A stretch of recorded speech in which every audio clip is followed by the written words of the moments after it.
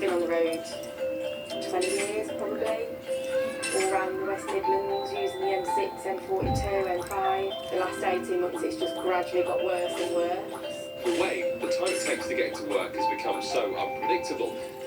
He now drives in at 6 o'clock to get there for 7, 2 hours before work starts, all to avoid the stress of being sat in traffic. I think if you've been doing this all week, there's no way on the weekend I have any passion to get in a car.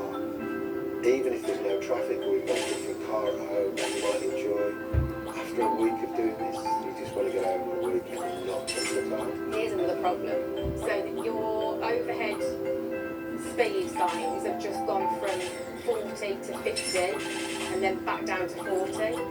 So I'm not going to break that speed limit, but you've got cars now undertaking me because I've gone the right speed and now I'm back up to 60, so we've gone 40 to 50 to 40 to 60, and that's definitely part of the problem. It's just like now that we can get to London or the outskirts a little bit quicker than we get to Birmingham.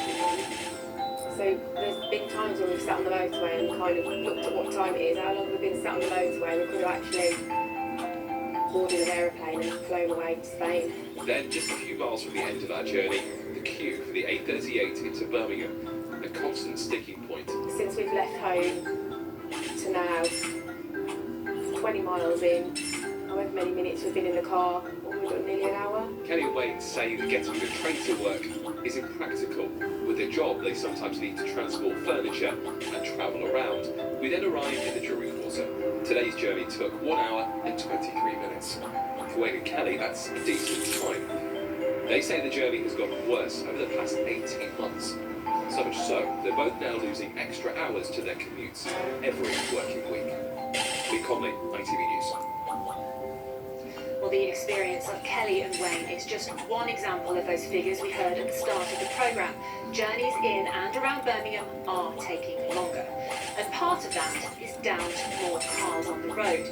Despite a major effort to reduce reliance on private car use, including the introduction of the Clean Air Zone in 2021, figures show the average number of different vehicles in the zone every day increased from around 88,600 in January 2022 to nearly 97,500 last month.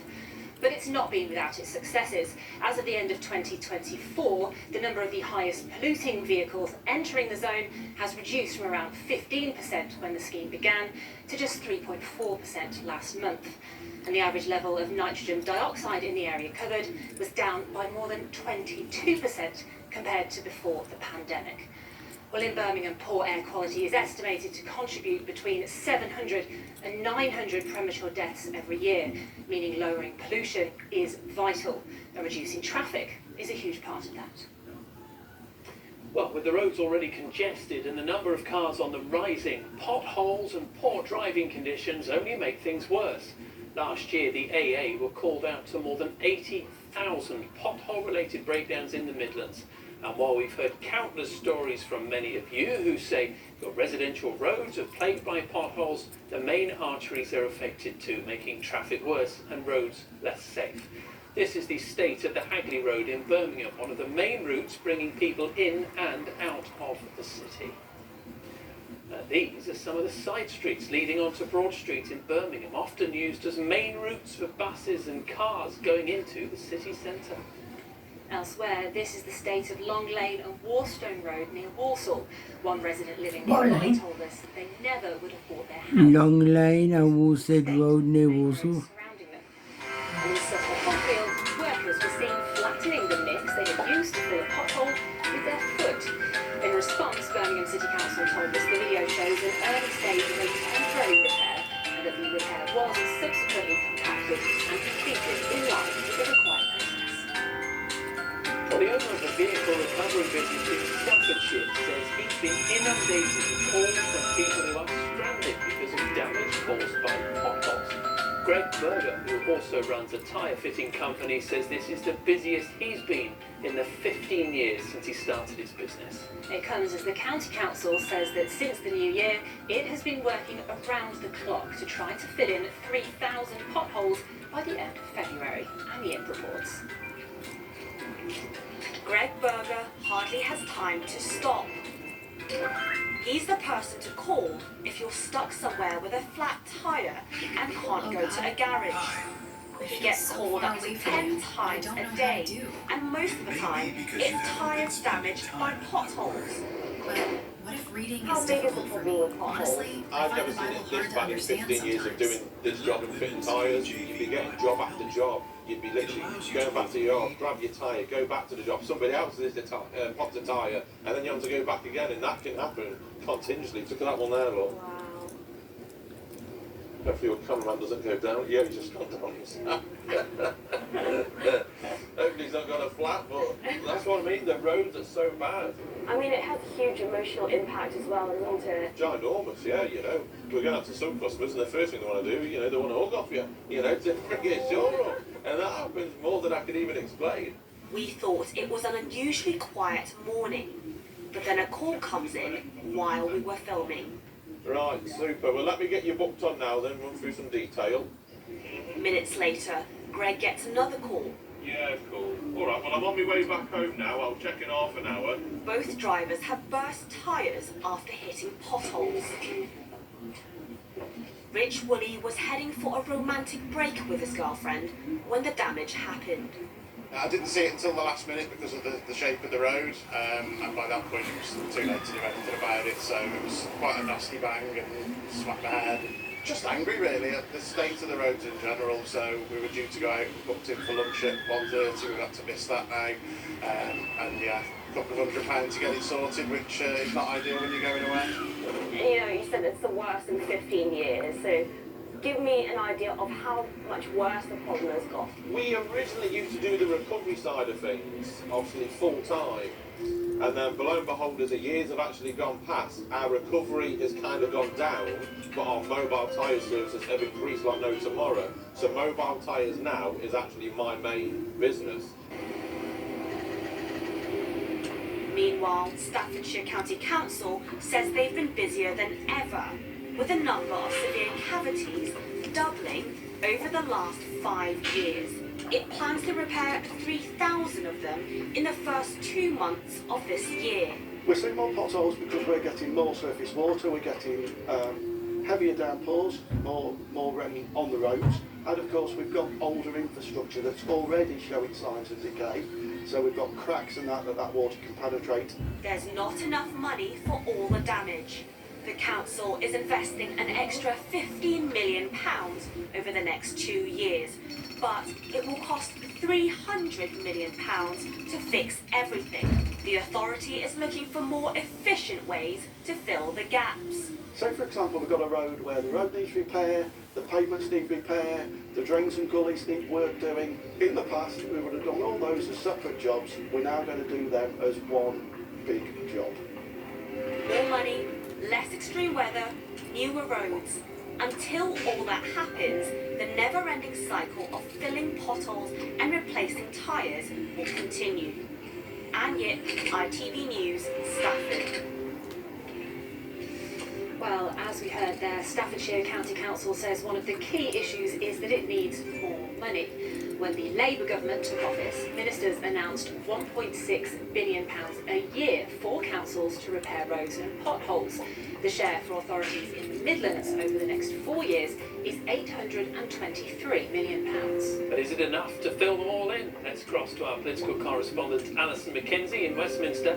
Alison, when are we likely to start feeling the effects of all this money?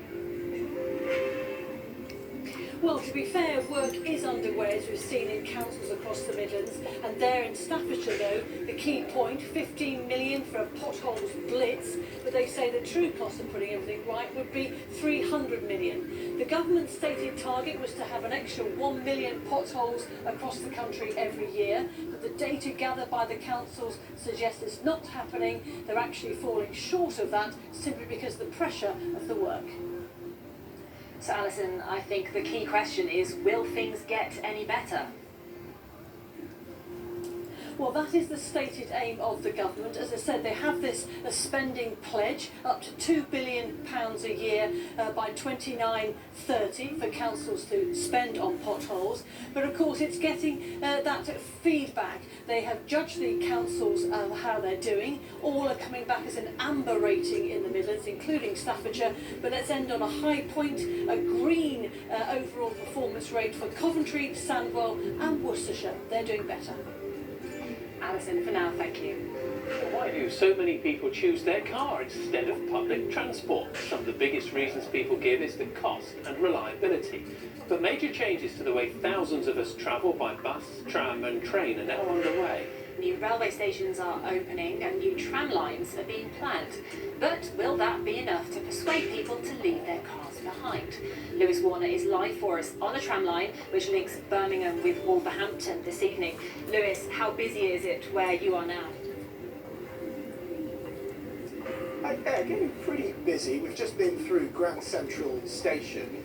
Now, these passengers are making up some of the 8 million journeys that are expected on the West Midlands Metro this year. But there's a big push to try and increase capacity to around 30 million a year. All of that is trying to drive down the number of car journeys in the West Midlands by under 2 miles. That at the minute stands at 41%. But whether it is tram, train or even bus, it's drivers who are being encouraged to think about if there are other ways they can get around. The 1101 from Longbridge to Birmingham city centre. Public transport is clearly good enough for some. It's just most convenient for me to get to where I'm going, because even like if I'm going to like see friends and whatnot, it's still my easiest method of transport. If you have a car, obviously you do get stuck in traffic. You've got to pay petrol, you've got to pay parking. Is your car safe? Jump on the bus, you haven't got any of that problem. If I drive, it's quite hard to find a space where to park as well, because the car parking is very expensive. So even with some imperfections, the bus is perhaps still the best option. Yeah. There are more than 500,000 bus journeys here every day. They account for around 80% of all public transport trips. But there's still room for improvements and room for more passengers. This service alone had row upon row of empty seats, all while row upon row of cars queued outside. More people are now using the buses in the West Midlands than ever before. After years, passenger numbers have finally returned to pre-pandemic levels, but the cost has also shot up. A single fare will now cost you £3. Next stop. The West Midlands Mayor is pushing ahead with plans to bring the bus service back under public control. Is it any wonder, though, that more people aren't using the bus, for example? Prices for a single fare have gone up during your time as Mayor, despite you promising to keep prices low. We're keeping prices as low as possible. We've got more people using the bus network than ever before across the West Midlands.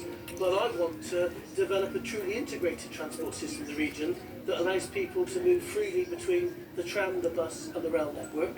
That's why we're integrating the system. That's why we're bringing it together. And if we can do that, people will be able to tap in and tap out across all those modes of transport, and we'll get more people using public transport in the West Midlands. On the railways, new stations in Moseley, Kingsheath and Sturchley are set to open imminently as the Camp Hill line reopens to passengers for the first time since 1941. And the services on it will be under government control after West Midlands Trains was brought under public ownership earlier this month. This is what's known as a protected cycle route, one with its own space on the road, not just painted white lines. In the summer, it carries up to 800 journeys every day along the A38. The aim is for routes like this to link up all major Cycles. in the combined authority area. So you could get from here to Wolverhampton without even cycling on a road? Yeah, that's the plan. That's what people have asked for, and that's the way that we're going to protect people to be able to make these journeys on bike safely. Success for me is a really well-connected cycle network that enables children to be able to travel independently. The number one reason people tell us they don't cycle is because they don't feel safe interacting with cars on the road, and this is the absolute solution. Public transport is of course meant to help ease congestion, and big changes are promised, but for now at least it seems many will still prefer to use their cars. Lewis Warner, ITV News, on level 63. And all over the West Midlands. So, big public transport plans on the horizon in the hopes of making the roads cleaner and, importantly, safer. Currently, the Midlands has some of the most dangerous roads in the country. Between January and June last year, 471 people were killed. Between January and June 2024. No, 2025. We're joined now by Matt McDonald, the West Midlands Road Safety Commissioner. First such position in the country. Thank you for coming in. Welcome. But as you've seen there, it's not just dangerous drivers that make our roads a frankly scary place to be. Of course not. It is absolutely the infrastructure as well. And it is infrastructure that is in dire need of maintenance, and that's why Richard Parker has committed to investing much more in our highways in the years to come. And there is going to be a doubling of the highways budget for 6 of the 7 local authorities in the years from 5 years from 2027. And he's also made available for more immediate use a £20 million budget for repairing potholes between 25 and 7. Spent in the right places, because I know you're a keen cyclist, and a lot of money is going on cycle lanes. That's causing a lot of, anguish for people as all the roadworks go on. The cars are being pushed to one side. And actually, ultimately, not many people use their bikes in this country, especially for the 4 or 5 worst months of the year. Well, proportionally, not that much of this eye-watering sums of money that we're talking about, which is £2.4 billion to be spent on transport between 2027 and 2032. Proportionally, not a huge amount of that is being spent on cycle infrastructure. The reason for that is that cycle infrastructure represents really, really good value for money. So a kilometre of road costs about £50 million to create, whereas a kilometre of cycle lane costs about £2 or $3 million. But it's not It's still an awful lot. Well, if you look at the infrastructure that you featured on your programme so far, so the A38, for example, in the summer had around 1,000 users a day, and it also sustained 200,000 trips over the course of last year. If you imagine 200,000 more cars being added to the roads over the course of a year, that is only going to make the congestion worse, it's only going to make the potholes worse, and it's only going to make the pollution and the misery and the danger that comes with car excess worse too. I do have to ask, Matt, you were supposed to be put in this position to help reduce the number of cars on our roads, but as we've heard, the opposite is happening. So what exactly are you doing? I think so my role is to coordinate the response between different agencies across this region to the crisis that is on our roads, where, as you correctly identified, far too many people are killed or seriously injured, and that's something that we really, really need to turn around. In terms of car excess, the growing number of cars on our roads, that is a massive problem, and that is what's driving all of the issues that you've highlighted on your programme tonight. There are in fact 4 million new vehicles across the UK on our roads compared to 10 years ago, and this is something that we need a concerted effort to tackle by investing in public transport and by creating 5 new railway stations. Karma. Allow a million Between Karma. We're going to have to leave it there. Yes, lots happening and lots of investment. And thank you for Before Karma Green. We went out and spoke to people in Birmingham about their experiences of driving in the Midlands and what, if anything, would make them ditch their cars once and for all. Before Karma Green, by Karma Green and Beatties Road, that's where the worst I've seen. All I see is roads getting dug up and diversions, lights everywhere, and it's just a nightmare for people. We've just literally around the corner just had a huge pothole. Like the whole house pretty much, the whole car pretty much went in. So yeah, but I mean I know that's everywhere, but yeah, I wouldn't have thought round in central Birmingham where the roads all look relatively like new surface, they'd have huge potholes. If there was a better public transport network and I had a more consistent route of where I drive to, I think it would help. But if you have a diverse pattern of where you drive to day, it's pretty hard to match over public transport. I would love to swap my car for public transport, and when we lived more locally to Birmingham, I used to train in every day. The problem in the country is public transport is an absolute joke, especially on the fringes of the Midlands. Meanwhile, lots of you have been getting in touch with us throughout the day today too. We've had an almost constant stream of emails and comments throughout the programme this evening. Diogo Bartholomew said that Coventry is generally decent, but Nuneaton and Bedworth and North Warwickshire, a whole other story of bad. Claire Andrews wrote, the roads are horrendous at the moment. You are either dodging the holes and potentially causing an accident, or going in the hole and causing damage to your car. Andy Mitchell said, "I ensure my car is roadworthy. It's a shame the council doesn't keep the roads car-worthy." And Lynn Wilkes said, "I live in Claverley in Shropshire. In our village, it's impassable to get out, and when you do get out, it's so bad to get to Telford. There have already been accidents this January, and I'm sure things are pretty bad as we're in February. Now, we are almost out of time. Before we go, let's just rejoin Ravneet and Andrew again. Ravneet, have you made it to your destination? Well, do you know what, Steve? It was actually a pretty good journey. It took about 25 minutes to get to Sturtshire, in fact, going towards through Cotteridge and to Kings Norton, because the journey was that good. We thought we'd go to the very end of Pershore Road. And it is really important to note that Pershore Road is a key route to those southern towns of Cotteridge, Kings Norton and Sturtshire as well, to get out of Birmingham into Worcestershire too. So it's been a busier, slower route, but we got here in good time. Good, Ravneet. Well, it's inevitable on the day we do a programme about congestion that you actually have the best journey you've had for quite some time. That is it from us this evening, after a special programme looking at the state of the roads in the Midlands. As you can see, traffic has eased on the Pershore Road, as we just heard from Ravneet. It's quite hard to believe, in fact, looking at these pictures, it's the 10th busiest road in the UK. And if you are watching us from home, count yourself lucky you're not on the Midlands roads tonight. From all the team here, good night. Bye-bye. Good night. Bye-bye.